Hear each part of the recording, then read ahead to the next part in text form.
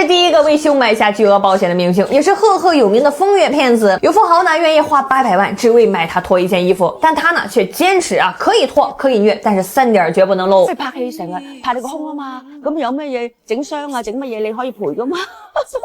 她就是叶子妹，一位被性感所害的痴情女人。这个叶子妹呢，出生在一个贫苦的家庭啊，一家6口挤在了一个只有9平米的廉租房里。父亲是理发师，母亲给人缝补衣服，日子过得那是捉襟见肘。冬天呢，甚至要烧旧报纸来取暖。作为家里最小的女儿啊，她虽然说受尽了宠爱，但是青春期提前发育的傲人身材啊，却成了母亲的眼中钉。她妈妈呢是思想保守啊，总觉得这个胸大的女人不正经。中学毕业之后呢，叶子妹不再读书了，开始四处去打零工。有一天呢，她就看到了这个亚视艺员训练班的招生广告啊，她就抱着试一试的心态呢，他就去了。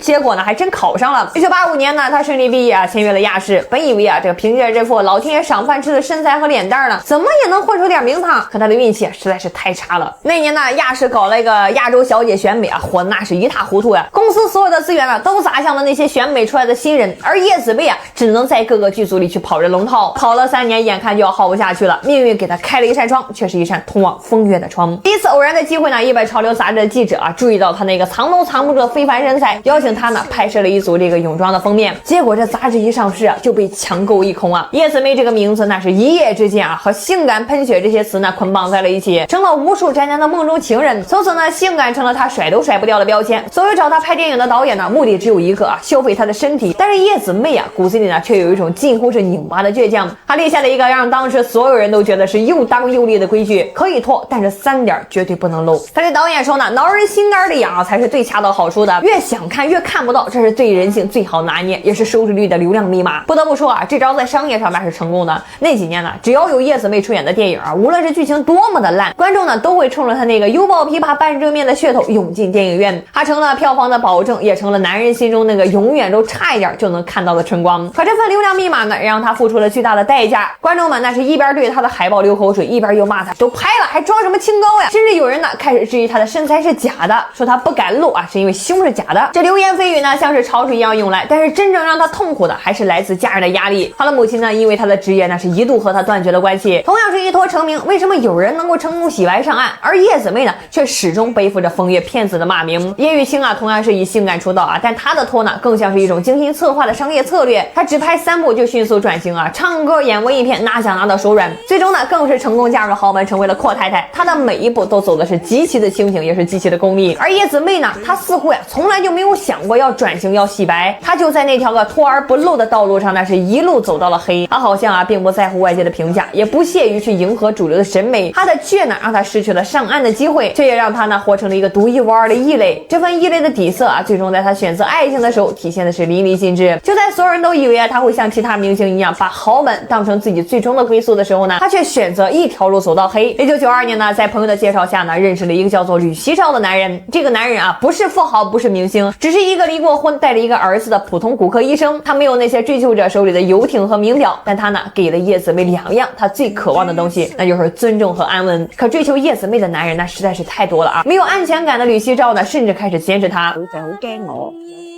同啲咩人一齊去醫務所做嘢，都想知道你同啲咩人傾偈，做啲乜嘢，但我唔知嘛，由頭到尾。咁佢嗰陣時咧。